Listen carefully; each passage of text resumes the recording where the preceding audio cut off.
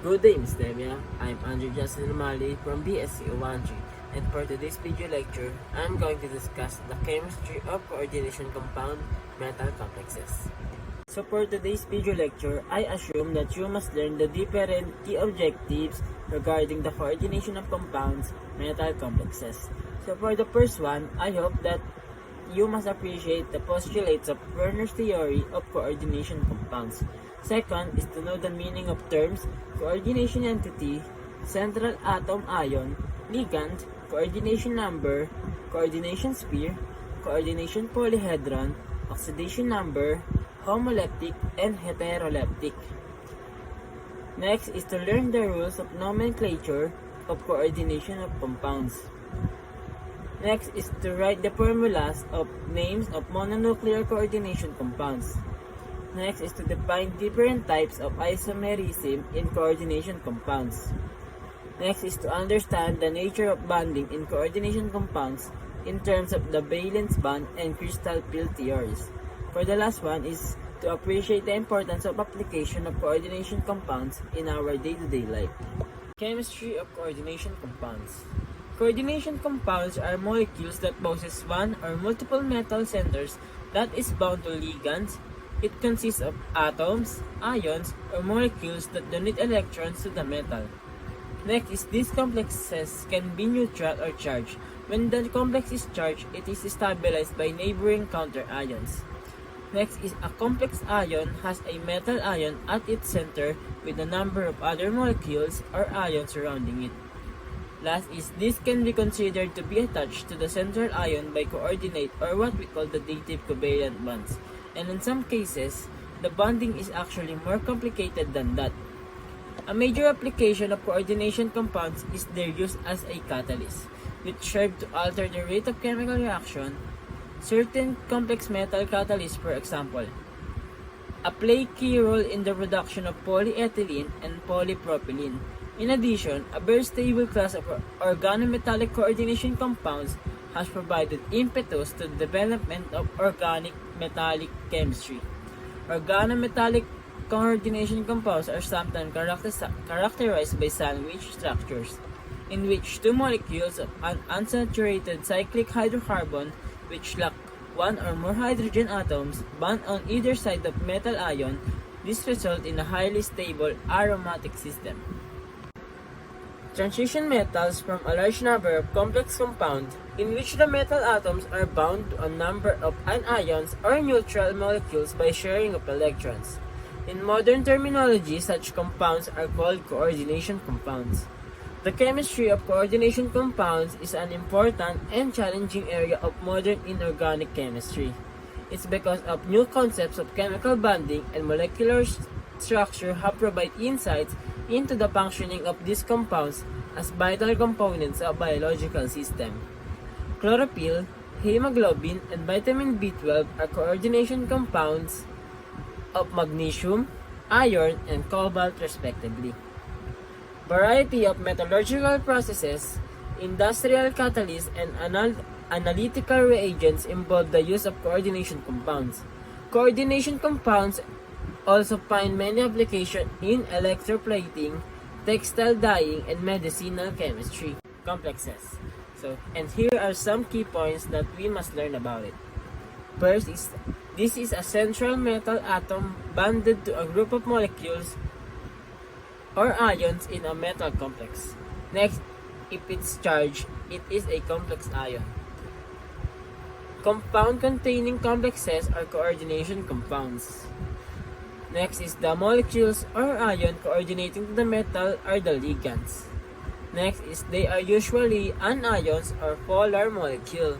Next is they must have ion pairs to interact with metal.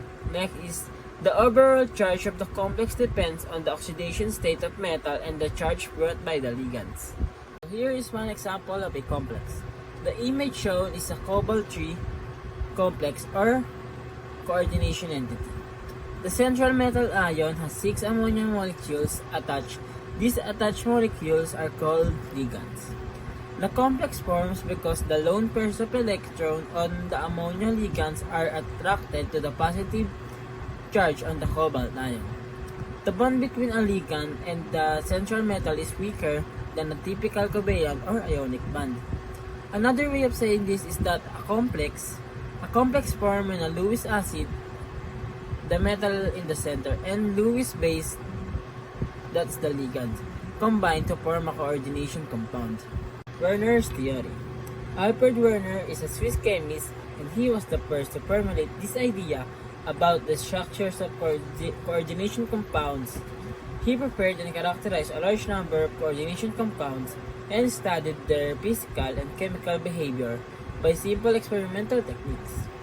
Werner proposed the concept of primary valence and secondary valence for a metal ion. Binary compounds such as CrCl3 or the chromium chloride, the CoCl2 or the cobalt chloride, and last is the PdCl2 or the palladium chloride. These are the examples which have a primary valence of 3, 2, and 2 respectively. In a series of compounds of cobalt-3 chloride with ammonia, it was found that some of the chloride ions could be precipitated as AgCl on adding excess silver nitrate solution in cold, but some remain in solution. So this is one example about Alfred Werner's theory. It said that in the figure that present in the image will approaches correctly and will be divided into two forms of COCl3 minus 4NH3. The formula would be written as CONH3 for Cl2Cl, just like what's shown in the PowerPoint. It also said that one of the two forms has two chlorines next to each other, and that one who have chlorines will be opposite to each other. So here is some additional information regarding the Werner's theory that might help us. So here's the first one. It shows that the reactivity of the ammonia is in this complex has been drastically reduced by itself. Ammonia reacts rapidly with hydrochloric acid to form ammonium chloride. The equation shows how ammonia reacts to hydrochloric acid, and just like what's shown in the PPT. And next is the equation of COCl3 6NH3 plus HCl can be reacted and shows no change when it reacts with hydrochloric acid even at 100 degrees temperature.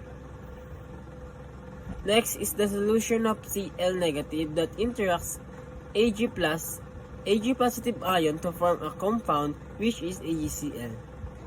Werner also explained some observation, and that is when cobalt ion is coordinated to a total of 6 ligands in each complex, which satisfies the secondary valence of this ion. Each complex has a total of 3 chloride ions that satisfy the primary valence.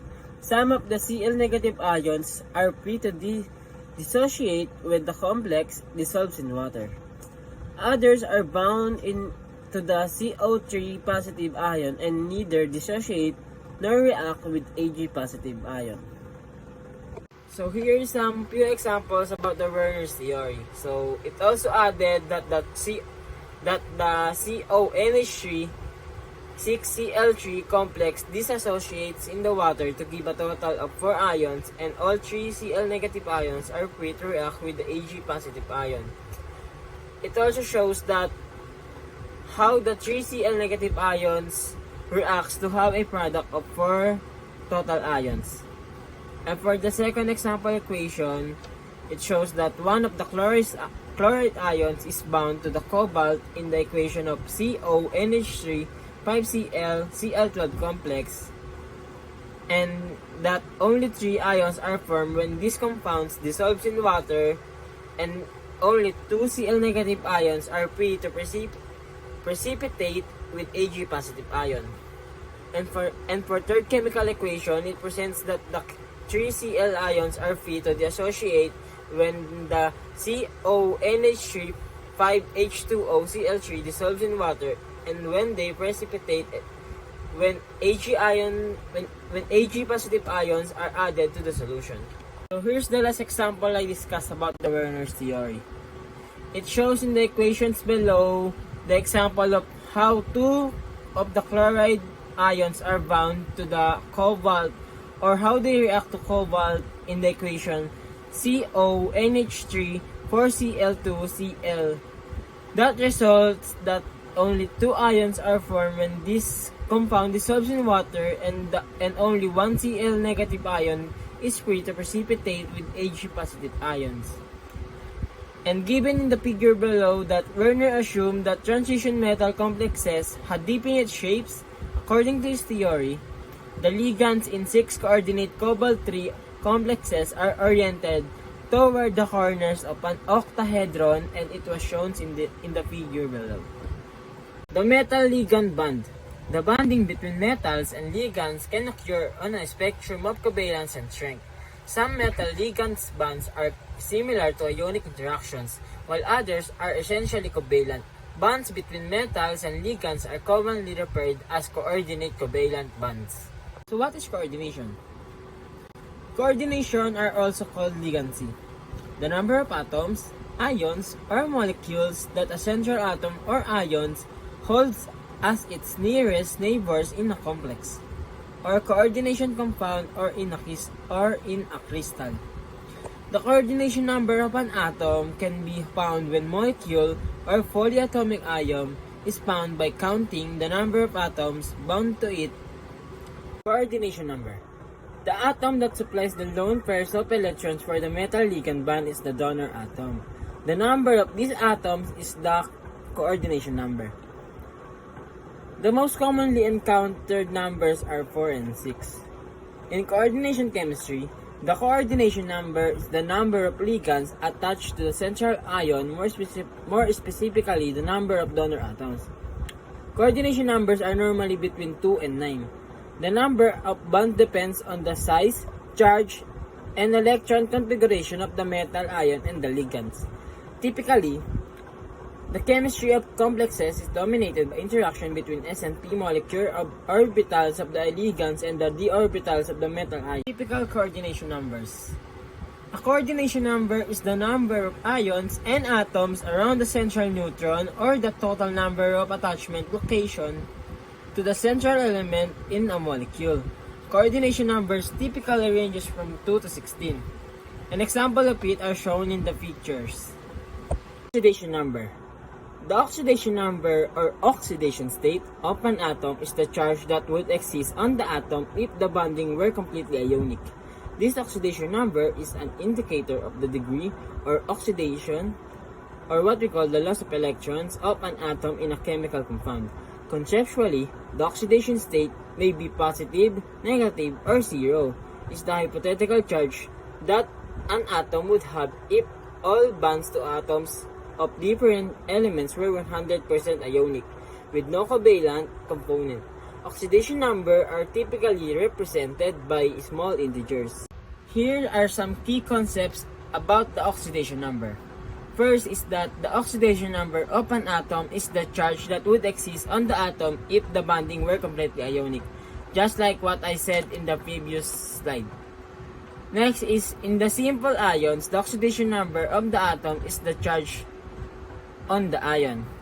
Next is in a molecule or compound, the oxidation number is the sum of the oxidation numbers of its constituent atoms.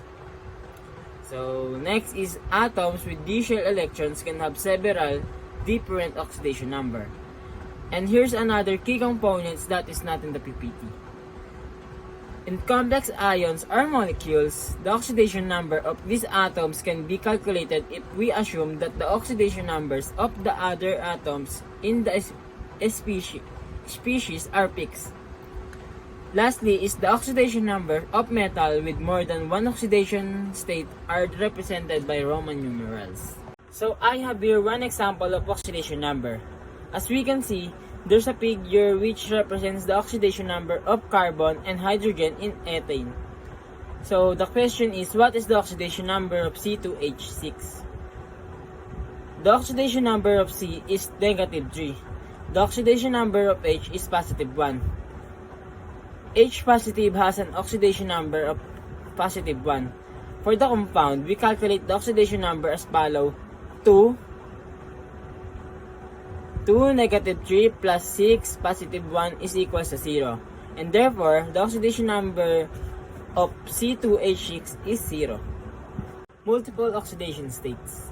The oxidation number for metals that can have more than one oxidation state is represented by a Roman numeral. The oxidation number is placed in parentheses after the name of the element. For example, iron 3. Sometimes the oxidation states can also be written as superscripted number to the right of the element symbol, such as F3 positive. The maximum oxidation number in the first row of transition metal is equal to the number of valence electrons from scandium positive 3 up to manganese positive 7. However, it decreases in the latter elements. In the second and third rows, the maximum oxidation number is that of ruthenium and osmium positive 8 in compounds such as Mn04 negative and OS04. The elements achieve a stable octet by forming 4 covalent bonds. So for the geometries, there are two common geometries for metals with a coordination number of 4, and that is the tetrahedral and the square planar. By far, the most encountered geometry when the coordination number is 6 is the octahedral, whose have 6 atoms or ligands symmetrically arranged around the central atom. Many coordination compounds have distinct geometric structures. Two common forms are the square planar, in which 4 ligands are arranged at the corners of a hypothetical square around the central metal atom. And for the 6 is the octahedral, in which 6 ligands are arranged, 4 in a plane and 1 each above and below the plane. Altering the positions of the ligands related to one another can produce different compounds with the same chemical formula. And also, it says that when the two covalent atoms are locked on opposite sides of the double bond, this is known as the trans isomer. In the other hand, when the two covalent atoms are locked on the same side of the double bond, this is known as the cis isomer. And for the ligands, here are some concrete definition about ligands. Ligand is a metal ion in solution, does not exist in isolation, but in combination with ligands, such as solvent molecules or simple ions or chelating groups, giving rise to complex ions or coordination compounds. These complexes contain a central atom or ion, often a transition metal, and a cluster of ions or neutral molecules surrounding it. Ligands are ions or neutral molecules that bond to a central metal atom or ions. Ligands act as Lewis base, electron pair donors, and the central atom acts as Lewis acid, electron pair acceptor. Ligands have at least one donor atom with an electron pair used to form covalent bonds with the central atom. Monodentate ligands is one of the classification of ligands, which says that the monodentate ligands are Lewis bases that donate a single pair, coming from the word mono, which is meaning one or single, of electrons to a metal atom. Monodentate ligands can be either ions, it usually anions, or neutral molecules. Chemists often represent ligands as a sphere for simplicity, even though the sphere sometimes has three-dimensional structure of its own. And to give you example figures about monodentate, so here it is. So first we have the ligand F, which chemical name is fluoride ion, and that is its chemical structure. Next is we have the Br negative, which represents the bromide ion. Next is the H2O, which is the water. We all know about it. Next is, after that is the OH negative, which chemical name is hydroxide ion. Next is Cn negative, which represents cyanide ion. After that is the Cl negative, which chemical name is chloride ion. Next is I negative, that has a chemical name of iodide ion. And next is that NH3, which is the ammonia. Next is the CO, which chemical name is carbon monoxide. And for the last one, we have the SCN negative, which represents the thiocyanate ion. that's it for the example of Bidentate ligands. Bidentate ligands which have the ability to bind to the central atom via two separate donor atoms. Bidentate ligands are Lewis bases that donate two pairs of electrons to a metal atom. Bidentate ligands are often referred to as chelating ligands. Chelate, which derived from the Greek word klo, because it refers that they can grab a metal atom in two places. So for bidentate ligands, I have here some common examples about bidentate ligands, which is the ethylene diamine or the En and the oxalate ion, which is the OX. The main key concept about the bidentate ligands is that the H's of two free electrons that can be used to bond to the central ion. And here are some examples regarding bidentate ligands. So first is the ethylene diamine or the En, and we can see above it is the chemical structure of it. Next is the phenanthroline or the pen. Next is the acetylacetonate ion or the ACAC. Last is the oxalate ion or the OX. Polydentate ligands.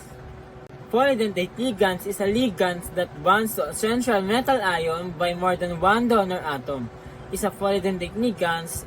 It also usually called as ligand with many teeth because it can bite into the metal center with more than one bond. The term chelate is also used to describe this type of interaction. Many polydentate ligands are chelating ligands and a complex consisting of one or more. These ligands and essential metal is a chelate. A great example of polydentate ligands is EDTA4 ion, or what we call the ethylene diamine tetraacetate ion, and just what shown in the pictures below, which can bind to the coordination center by its 4 oxygen atom and 2 nitrogen atoms. And I have here one example of polydentate ligands. So as we can see, I have here the chemical equation of ethylene diamine or the NH2CH2NH2, which we can see that the N or the nitrogen is the donor. So in this case, we can identify that this ligand is bidentate ligands. Another one is the C2H4NH2 2 negative. This colorless liquid with an ammonia-like odor is a basic amine. It is widely used in building block in chemical synthesis, with approximately 500,000 tons produced in 1998. Ethylene diamine readily reacts with moisture in humid air to produce a corrosive, toxic, and irritating mist, to which even short exposure can cause serious damage to health. Ethylene diamine is the first member of the so-called polyethylene amines. And given on the pictures below is the summary of different kinds of ligands. So we have here the different types of monodentate ligands, bidentate ligands, and the polydentate ligands. So here's some trivia about it. So I have here a question of how does it works. The answer is that simply because the chemistry behind how these agents works tends to be somewhat complex, but to put it simply, they bond to metal ions in such a way as to reorganize their core structure and chemical composition. Most metals have chemical structure that most closely resemble chains, but chelating agents join the ends in order to form a ring, known as a ligand.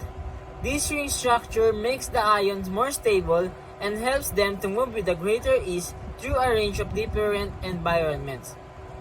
Next is, what are their roles in nature? The answer is simply because most of naturally occurring chelates are necessary for many life-sustaining processes, and they can be formed without agents that can help their transformation.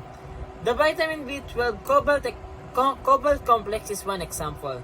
Vitamin B12 is a dietary requirement for people and most animals, but in most cases, it can be properly digested or absorbed until it has formed a ligand with one of the many chelating agents in the body. Chelating agents. Chelating agents are chemicals or chemical compounds that react with heavy metals, rearranging their chemical composition and improving their general stability and likelihood of bonding with other metals, nutrients, or substances. Chelating agents are either natural or synthetic organic compounds used for industrial, medical, and biological applications. They help in the digestion processes both in humans and animals, in addition to transporting nutrients in plants. Chelating agents generally form stable complexes than do monodentate ligands. And chelating agents are used for different purposes and some example of it is scale removal and prevention, breaking down, isolating of moving heavy metal ions, deactivating metal ions to prevent plugging, sealing, and precipitation, limiting available metal ion concentration, controlling heavy metal poisoning and reduce metal's toxic effects. And lastly, corrosion inhibitors to form insoluble surface chelates. The nomenclature of coordination of compounds, metal complexes have their own classes of isomers, different magnetic properties and colors, and various applications for photography, cancer treatment, and so many more. So it makes sense that they would have a naming system as well, consisting of a metal and ligands. Their formulas follow the pattern metal ligands and added the positive negative charge while names are written prefix ligands and the oxidation state. I have here more definition regarding the nomenclature or coordination of compounds. And according to the Lewis base theory, ligands are Lewis base since they can donate electrons to the central metal atom. The metals, in turn, are Lewis acid since they accept electrons. Coordination complexes consist of a ligand and a metal center cation. The overall charge can be positive, negative, or neutral. Coordination compounds are complex or that contain complex ion. For example, the CONH3 3 positive or the hexamine cobalt 3 chloride. And that is the example of complex cation. Next is the COCl4NH32, which is a complex anion. Next is COCl3NH3 which is a neutral complex. And lastly, the K4FeCN6, which is an coordination compound. And just a little trivia that always in the name, cation appears first before the anion. And also, ligands are listed alphabetically before the metal. Prefixes denoting the number of particular ligand are ignored when alphabetizing. In nomenclature, coordination of compounds, there must be a rule that needs to follow or obey. So, for example, we have the rule number 1, which is the anionic ligands that very well describes that when the ligands that act as anions, which ends in letter IDE, are replaced with an ending letter O. For example, the chloride. And if we apply this rule, chloride will become chloro. And also, anion endings with letter ITE and ATE are replaced with endings ITO and ATO, respectively. Example is the nitrite. Nitrite will become nitro, and nitrate will become nitrato. So I have here example that the compound of F, which original name was fluoride, and when this rule applied, fluoride will become fluoro. And also, lastly, additional information about this rule number 1, that when the name of anionic ligands ends with letter O, it's not going to change. So for rule number 2, we have the neutral ligands. That describe that most of the neutral molecules that are ligands carry their normal name. Hypothetically means that there is no change in the name of compounds. And to be added that when the endings of the name of neutral ligands are O, means it's not going to change. So I provide some examples like NH3 or the amine, H2O or the aqua, and so on. So the last rule about this nomenclature coordination of compounds is the ligand multiplicity, which means that the number of ligands present in the complex is indicated with the prefixes of D, 3, and so many more. The exceptions are polydentates that have a prefix already in their name, for example, the EDTA4, which is the most common. And when indicating how many of these are present in coordination in coordination of complex, put the ligand's name in parentheses and use bis for 2 ligands, tris for 3 ligands, and tetrakis for 4 ligands. And so now we have reached the isomers. So I have here a flowchart that discusses the branches of isomers. So I have 2 examples, which is the structural isomers and the stereoisomers. And to give you some facts about these isomers, it has the same molecular formula but their atoms are arranged either in a different order, and that is for structural isomers. And when it's on spatial arrangement, it's for the stereoisomers. Structural isomer.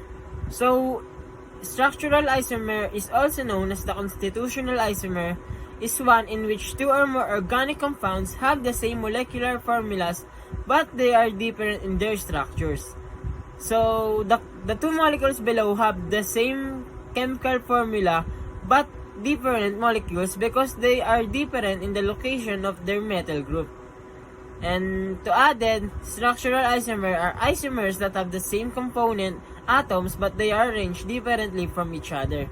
And next is, some isomers differ in what ligands are bonded to the metal and what is outside the coordination sphere, and that is called the coordination sphere isomer. And given in the example, I have here butane and isobutane, or the C4H10, and these are structural isomers of each other. And next is the pentan 1OL and the pentan 2OL and the pentan 3OL. And these are structural isomers that exhibit precision isomerism. And lastly is the cyclohexane and hex-1N are examples of functional group structural isomers. Structural isomers. A structural isomerism is also known as the constitutional isomerism. Contrast with this is the stereoisomerism, where isomers have the same atoms in same order. There are 3 categories about structural isomers. First is the skeletal isomerism or the chain isomerism. It is the structural isomers in which components of the skeleton are arranged in different order. This is the most commonly seen when the skeleton or backbone consists of carbon chain. Next is the position isomerism, or also called as the regioisomerism. And it is the constitutional isomers in which a functional group or substituent changes position on a parent structure. And lastly is the functional group isomerism, where structural isomers with the same molecular formula but with atoms connected differently so the similar functional groups are formed. Geometric isomers. Geometric isomers is the isomers that have 2 or more coordination compounds which contain the same number and same types of atoms and also same bonds. Example given is the connectivity between 2 atoms is the same, but typically they have different spatial arrangement of their atoms. The isomer in which like ligands are adjacent to one another is called the cis isomer. With these 2 geometric isomer example given, 2 chlorines and 2 NH3 groups are bonded to each other to create a platinum metal, but they are clearly different to each other. And to help you on how to identify if it is geometric, cis, or trans isomerism, here are the guide that you must follow. First is, if there are 2 chlorine atoms are locked on opposite sides of the double bond, this is known as the trans isomer. And on the other hand, that if there are 2 chlorine atoms are locked on the same side of the double bond, this is known as the cis isomer. Stereoisomers. Stereoisomers describe as the isomers that contains different types of isomers within itself, each with distinct characteristics that further separate each others as different chemical entities having different properties. Other stereoisomers called optical isomers or enantiomers because it mirror image of each other, just as right hand will not fit into left glove. 2 enantiomers cannot be superimposed on each other. Example of stereoisomers is the D-glucose and has the formula of C6H12O6. Because 4 of its carbon Carbon atoms are stereogenic, which means D-glucose is one of 24 equals to 16 possible stereoisomers. Enantiomer. Enantiomer is also called as enantiomorph, either of a pair of objects related to each other as the right hand is to the left hand. Mirror image that cannot be reoriented so as to appear identical. An object that has a plane of symmetry cannot be an enantiomer, because the object and its mirror image are identical. Molecular enantiomers, such as those lactic acid, have identical chemical properties except in their chemical reaction with other disymmetric molecules and with polarized light. Enantiomers are important to crystallography because many crystals are arrangement of alternate right to left hand forms of a single molecule. An example pair of substance that are enantiomer is the two optically active forms of tartaric acid, which designated known as the D-tartaric acid and L-tartaric acid. The configurations of the individual molecules of these two substances have been shown to the mirror image of one another, as represented by the following projection formula given below. Chirality.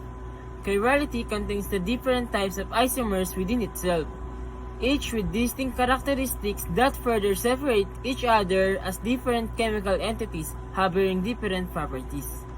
It possesses two atoms of same element in theory, and in reality, if one were to create a plane that runs through the other two atoms, they will be able to create a bisecting plane, because the image on either side of the plane is the same to each other. As universal rule, no molecule with different surrounding atoms are achiral. Chirality is a simple but essential idea to support the concept of stereoisomerism, being used to explain one type of its kind. The chemical properties of chiral molecule differs from its mirror image, and in this lies the significance of chirality in relation to modern inorganic chemistry. The properties of transition metals and coordination complexes. Transition metals are defined as those elements that have readily formed or partially d-filled orbitals. These include the d block of chemical elements from group 3 to 11 and f block of elements. The variety of properties exhibited by transition metals is due to their complex valence shells. Unlike most main group metals where one oxidation state is normally observed, the valence shell structure of transition metals means that they usually occur in several different stable oxidation states. In addition, electron transition in these elements can correspond with absorption of protons in the visible electromagnetic spectrum, leading to colored compounds. Because of these behaviors, transition metals exhibit a rich and fascinating chemistry. Properties of coordination and metal complexes is an example of a crystal field theory, which assumes that the metal-ligand interactions are only electroelastic in nature. This explains the important properties of transition metal complexes, including to their colors, magnetism, structures, stability, and reactivity. The color for coordination complexes can be predicted using a crystal field theory. Knowing the color can have a number of useful applications, such as the creation of pigments for dyes in the textile industry. The tendency for coordination complexes to display such a wide array of colors is merely coincidental. Their absorption energies happen to fall within range of the visible light spectrum. Chemists and psychiatrists often study that the color of a substance does not understand the sheer appearance, but because color is an indicator of a chemical's physical properties on the atomic level. And given on the pictures is how the chemical substances react to each other to create a color. But why it has colors? The reason is because metal complexes has colors when an electron jumps from one d orbital to another d orbital. In complexes of the transition metals, the d orbitals do not have the same energy.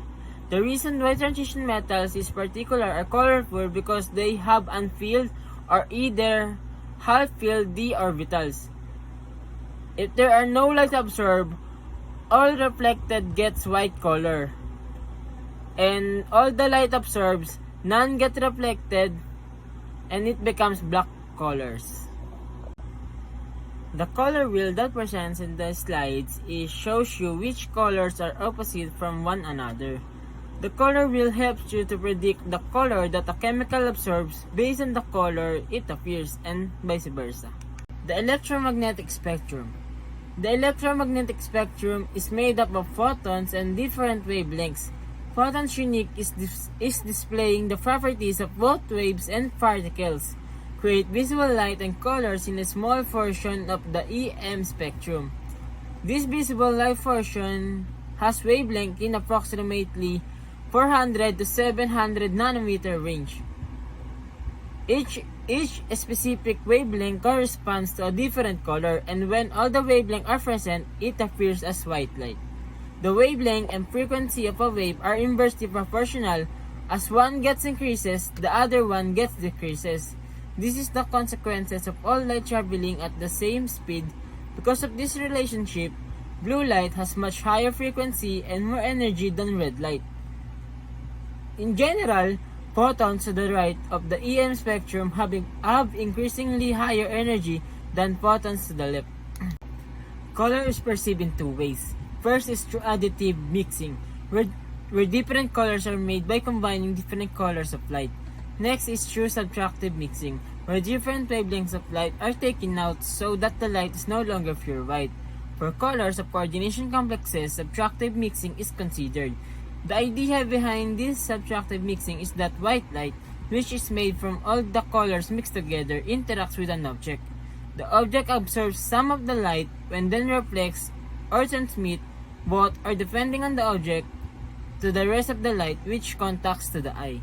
So I have here a question regarding the wavelength. So here's the given question. So the octahedral complex or the TiH2O6 3-positive has a single d electron. To excite this electron from the ground state or T2G orbital to the EG orbital, this complex absorbs light from 450 to 600 nm. The maximum absorbance corresponds to delta initial and occurs at 499 nm. Calculate the value of delta initial in joules and predict what colors the solution will appear. So here's the solution. So first is we need to convert wavelength to frequency. So velocity is equals to c, which is the speed of light, over the wavelength. So apply the given formula. So 3.00 times 10 raised to 8 meter per second square over 499 nm times 1m over 10 raised to 9 nm. So cancel both nm, and then n it equals to 6.01 times 10 raised to 14 second raised to negative 1. So and convert it going to be 6.01 times 10 raised to 14 Hc. And then after that, we'll be using the Planck's equation that related the frequency to the light energy. So E is equals to Hb. So like the formula is become E is equals to 6.63 times 10 raised to negative 34 joules times 6.01 times 10 raised to 14 Hc. So and then multiply it.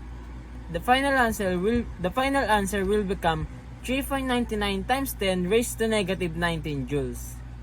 And also, because the complex absorbs 600 nm orange through 450 blue, the indigo, violet, and red wavelengths will be transmitted, and the complex will appear for color purple. So that's it, guys. That's the end of discussion about the chemistry of coordination compound metal complexes.